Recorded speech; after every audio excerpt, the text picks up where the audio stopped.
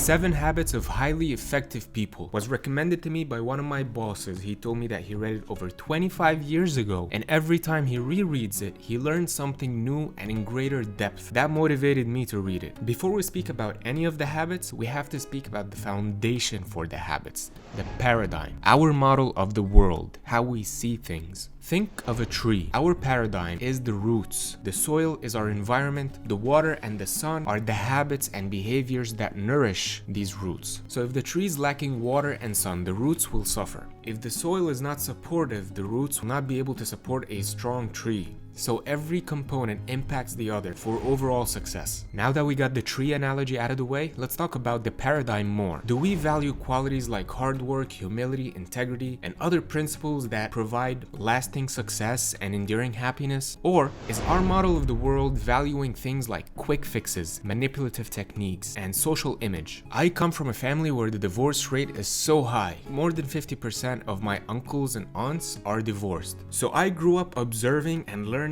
all the behaviors and habits that would lead somebody to be divorced. For me to create a paradigm shift, I have to immerse myself in books about relationships and surround myself with people who are in successful and long-lasting relationships. I have to observe their behavior, their habits. So my old paradigm, courage meant arguments and fights. In my new paradigm, courage means service and leadership. In my old paradigm, patience meant complacency. Just sit back and do nothing. In my new paradigm, patience meant understanding and being a little bit more compassionate. So by doing that, I'm able to achieve a paradigm shift, adjusting my model of the world. So what are major goals that you have in your life that you think require a paradigm shift?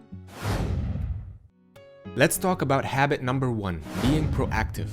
Naturally, we are highly emotional creatures. We respond to emotions way more than we respond to logic. But if we react every day to things that come up, in 10 years, we will not have accomplished any of our goals, because goals require focus and dedication.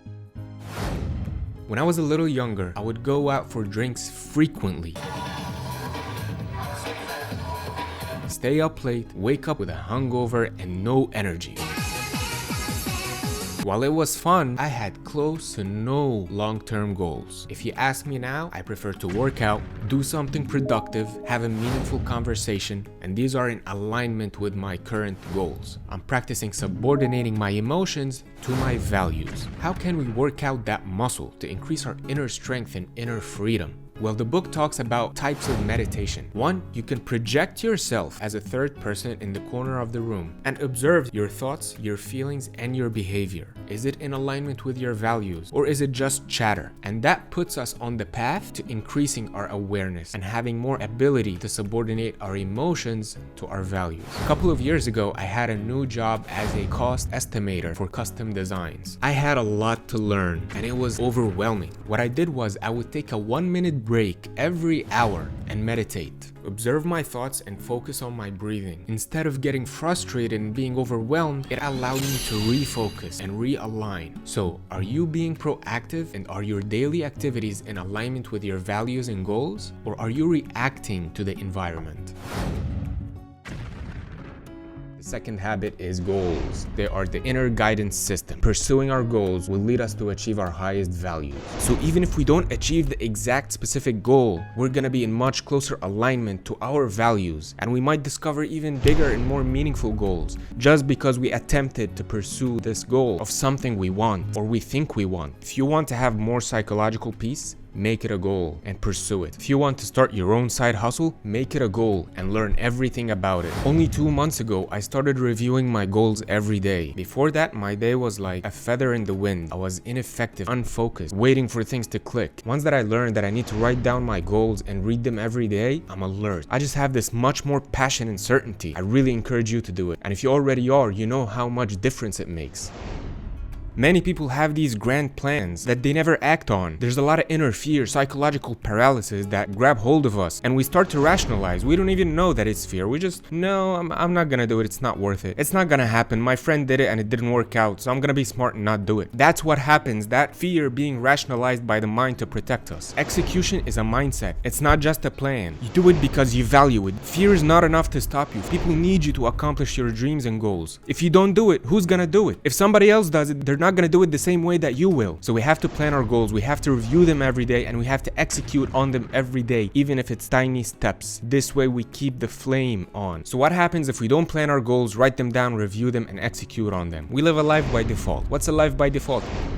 It's what everyone's doing. Instead of us steering the wheel of our lives, we just become passengers in somebody else's life. If you make it a goal, the chances of it happening significantly increases. If you review it every day, it's gonna take place inside of you. And if it took place inside of you, it's gonna happen on the outside. It's gonna rewire our brain when we review it every day, and it's gonna make accomplishing that goal much more easier. So keeping the end in mind, I like to imagine when I'm 90, sitting on my rocking chair, looking back at my life, feeling proud. What is it exactly that I'm proud of? And whatever I imagine, that's what I need to set as a goal. And ask myself, did I do well? Is there something I can improve tomorrow? So what things that you want in life, that you can start making them goals and take steps every day to achieve them? So let's talk about how to become an activity Tetris master in relationship to the hours that we have in the day. This concept will teach us how to reach our goals the fastest way possible. Having a schedule that has our best interest in mind and fulfills our goals and our highest values laid out in front of us, that shows us the big picture, increases our motivation. In habit number 1, we talked about subordinating our emotions to our values. In habit number 3, we'll talk about subordinating our impulse to our schedule. Saying no to distractions and non-essential activities is so much easier when we have a good schedule. This diagram categorizes all kinds of activities that we do in life in 4 boxes. The yellow box shows the urgent tasks that are important. That's when we are busy but not as productive as we really can be. The green box shows the urgent things that are not important. That's when our phone rings or when we get randomly interrupted. The blue box is the non-important things that are not even urgent. That's when I intend to check the time on my phone but end up being on Instagram for 20 minutes. The red box is activities that are important but not urgent. Because they are non-urgent, we forget to do them, even though they have the highest positive impact on our lives. To achieve our goals fast and get the most out of our days, we want to reduce the amount of time we spent in the blue box and the green box and have a tight control on the tasks of the yellow box. It may feel busy spending time in the yellow box, but it's not our most productive time. And we want to spend most of our time in the red box. That's when we take care of our health, plan our goals and strategize them, attend to the most important relationships we have in our life, and execute and take big actions on them.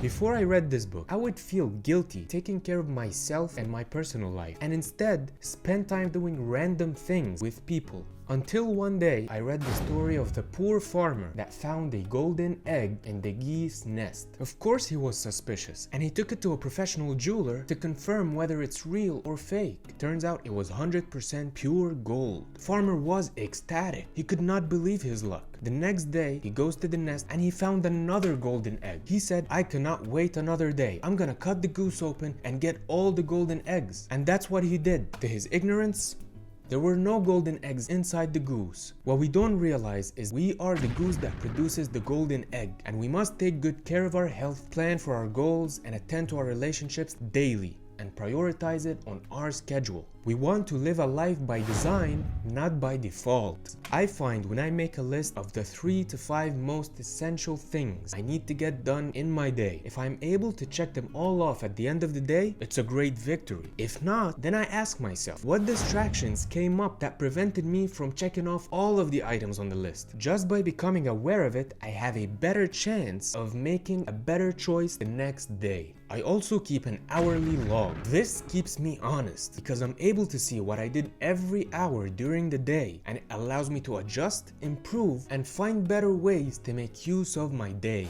So, were you like me, feeling guilty when you wanted to take care of yourself and your personal life but ended up responding to the randomness of the day? Or do you have a different scheduling system that is effective and works for you well? I would love to read your insights. Socializing in any form is leadership, so we must learn the emotional bank account concept that bonds together any relationship. We can make deposits in those bank accounts by showing kindness, respect, trust, and reliability. This way, when it's time for cooperation, there's plenty of positive emotions to work with. On the other hand, we can make withdrawals from these accounts and drain them with little acts of disregard, disrespect, and judgment. When the time comes for cooperation, there will be no positive emotions in the account to work with. So if you find that I'm providing you with valuable knowledge and giving you positive emotions, give me one of these and drop me a comment saying this is golden. One day I was working from home and forgot that I had a meeting in the office which was an hour away. Once I realized, I texted my boss apologizing, saying that I forgot and that I will be an hour late. I changed my clothes, jumped in the car, drove an hour, and got into the meeting an hour late. We discussed the meeting content for 2 hours, finished the meeting, and I'm prepared for some kind of warning. To my surprise, she had a completely different mindset than what I'm used to. She said thank you so much for leaving what you were doing and making it to the meeting this fast. That's a huge deposit. Now I'm even more ready to go the extra mile working under her leadership. So do you have a story where somebody surprised you with their high character and ended up inspiring you? Let me know in the comments.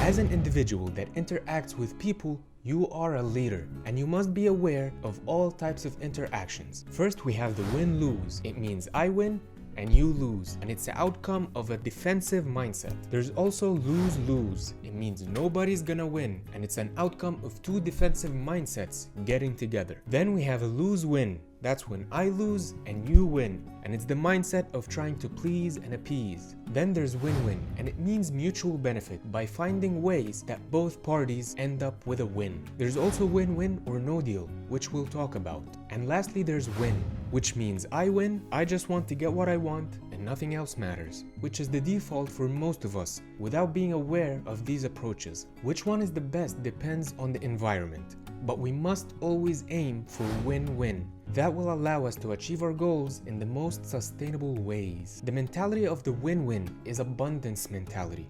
It means there's plenty for both of us if we both work together in a mutually beneficial way. Win-win or no deal is a good option. It means I will only go with it if it's beneficial for both of us. But if I get my way and you don't, I will not feel good about it. And if you get your way and I don't, it's gonna resurface at some point. So let's find a third way that will benefit both of us, or let's agree to disagree. This is specifically beneficial because it allows both parties to express their ideas, their wants and needs freely.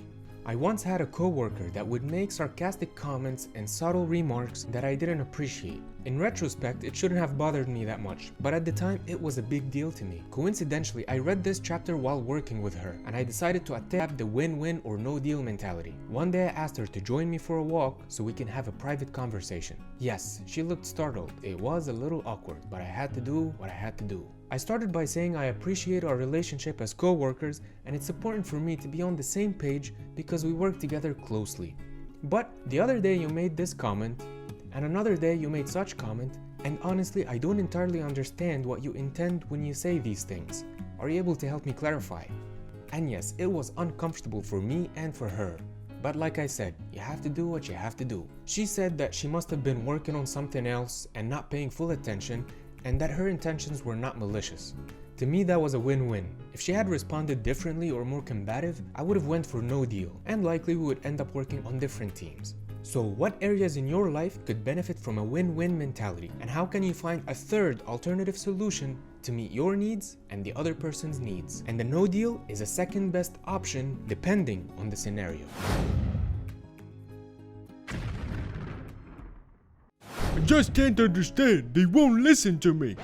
I thought to understand someone, you need to listen to them. Traditionally, most of us went to school for years learning how to speak, think, read, and write. But when have we learned how to listen? Don't look at me. I certainly did not learn how to listen. Listening empathically requires a different mindset than what we are defaulted to. In a normal conversation with another person, we usually have a time pressure to think of a response until the person finishes speaking. This way, we're not just staring at them once it's our turn to say something. Sometimes we make assumptions in order to avoid asking too many questions and risk coming off as impolite or thick-minded. The problem is, in that default mode, we barely scratch the surface in paying attention to the specific words the person is saying and the underlying emotions they are experiencing. So let's talk about a mindset we can add to our toolbox in order to build stronger relationships and have influence on the people we love and care about. First off, we don't have to be ready with a response. Yes, we just don't have to. What we must have is a mindset of curiosity, just to appreciate, just to be curious. Pay attention to the words they're using. Get inside of their paradigm, their model of the world, and look around. What are they trying to avoid? Learn about how they see things. And if you really care about them, ask more questions. Open more doors. Connect more dots. What are their emotions? What are their fears? What are their goals? That's empathic listening. It does not mean you agree with them, by the way. You are just seeking to understand. Then you can really have a meaningful conversation and have influence on them. Because now you see what they see. You feel what they feel. It might be scary. And to do that, you have to have good knowledge of what your paradigm is. Then you can really influence in a way that's beneficial to them, because you did it from the inside of their paradigm instead of you just imposing your model of the world in a way that doesn't resonate with them, because you did it in a way where you did your best to bridge the gap between your paradigm and their paradigm. A lot of times I find myself asking a lot of questions, and I find it to be helpful for everyone involved in a conversation. Either the person being asked the question is forced to articulate what they really want to express, and a lot of times I just learn something new. So what relationships in your life could be improved by utilizing empathic listening instead of the default listening? Type it up in the comments. Would love to learn from you. Usually 1 + 1 = 2, but in synergy, 1 + 1 = 3, 28, or sometimes 700. How does that even make sense? Take a look at the inside of this watch. It consists of less than half a pound of material. Each piece on its own as a raw material is valued at less than pennies. But when engineered and structured together in a certain way, it becomes a watch that is worth hundreds of dollars or even thousands in value compared to the value of the material on its own. The same thing can happen with people, whether you're trying to achieve synergy in your professional or personal life. When people work together with the same mission, goal, purpose, and set of values, multiplications of the results can take place as opposed to the sum of the results that we would otherwise produce individually. Think of a World Cup soccer game where one player passes the ball towards his teammate towards the opponent's goalie. The teammate then taps the ball at a high speed towards the goalie. The goalie jumps in the air with one arm stretched out trying to block the ball, but it whiffs by his hand and swooshes into the net, driving billions of people to cheer in celebration. That's synergy. Not only that great results happen in synergistic processes, the process becomes so much more meaningful and people become so much more engaged. Well, you may be curious now. It's easy to talk about the watch and it's easy to talk about a soccer game. How about real life? How can we achieve synergy in real life? Well, that's a good question because there are principles that need to be in place for synergy to happen between people. We must increase our internal sense of security, openness, and spirit of adventure. All these stem from our unique model of the world, our paradigm, and our values. Without these qualities, we cling harder to external factors of security. That seems like a lot of work. Let me tell you more positive aspects of having synergistic processes with other people. When we are in synergy, everything becomes much more smooth. Communication becomes so efficient that one-word answers can speak words, and eye signals can speak sentences. If you're thinking to yourself, people around me are kind of difficult to synergize with, let me tell you this. It's true that synergy isn't easily achievable because it requires people involved to be high in openness, creativity, reason, and logic. What hinders synergistic processes, however, are people who are emotional, illogical, negative, unconscious, and have rigid communication styles. These characteristics that hinder the synergistic process can cause frustration that put goals and objectives to a halt. So if you find that you really cannot achieve synergy with people around you, what do? Well, first of all, make sure you take the time to understand their perspective objectively, because sometimes a different perspective is the exact thing that you need. More than likely, if your mission is big enough, you may need teammates that are on the opposite side of the spectrum of creativity and openness. It may seem uncomfortable at first being met with different opinions, but make sure you examine them well and objectively. By doing this, you're still being effective with your resources and doing the best with what you have. Remember that in synergy, there's a lot of hit and miss. and sometimes ambiguous results in the process. For many, that's very unsettling. People who are difficult to synergize with are people who are overly defensive, as this reduces the likelihood of creative exchange between people. We also have to cultivate trust in the other person, as this will allow us to utilize each other's strengths and support each other's weaknesses. When I started my YouTube channel and would tell my friends, many of them would list all the reasons why it's a bad idea. It used to bring me down. However, I'm very fortunate to have a few friends that are high in openness and creativity and would give me huge boosts of motivation. These are friends that are easy for me to synergize with. They are not afraid of embarrassment or disappointment. They believe in better things and are willing to try, and that is part of their paradigm and their model of the world. In conclusion, in regular sense, 1 + 1 = 2, but in synergy, it's exponential multiplications. Find people that you can create synergy with, and make sure you are a person that people can synergize with. Stay open, positive, and work hard. If people around you are difficult to synergize with, still listen to them and examine their opinion objectively before you discard it, as it may just what you need. This way you ensure that you're doing the best with what you have, where you are, every single day. This way you're allowing progress to accumulate day by day, and one day you'll wake up and find that exponential growth that you didn't even expect. I don't know about you, but I cook most of my meals, and when the knife gets dull, I know it. I can feel the effort required to cut through a vegetable. Similarly with the human condition, if I'm not finely tuned to my body, my mental state, my emotional state, and my spiritual state, like a dull knife, I will not be effective. We need to sharpen all 4 dimensions daily. For the physical dimension, we need to get the right nutritions, exercise, sleep well, and recover to the point where the body is energized and happy. On the mental dimension, we need to have clear goals, strategies, and plans to the point where we feel clear, engaged, and focused. On the emotional dimension, we need to continually adjust the mindset and release all the gooey and messy chatter and cultivate gratitude and compassion. On the spiritual dimension, we must take inventory of how we see the world, look for improvements, and continually review our values and purpose to the point where we feel grounded and fresh. I find that spending about an hour every morning touching up on each dimension works out well for me. Once I get out of bed, I stretch and warm up my body for about 10-20 minutes. Then I do my prayers, mantras, affirmations, and review my goals for about 10 to 20 minutes. Then I meditate for 10 to 20 minutes. I do that and I'm ready for the day. I've built that program for myself piece by piece over the last 3 years, and every day that passes I feel better and I become more effective. And that's what the book calls the upward spiral. Do, learn, commit, and do again. Every day builds on the next one, and you just keep getting better and better. So let me know in the comments, what did you find beneficial in this video? If you found one thing valuable, I'll be very grateful. And do you have a system that's similar or different than mine to sharpen the saw that works well for you?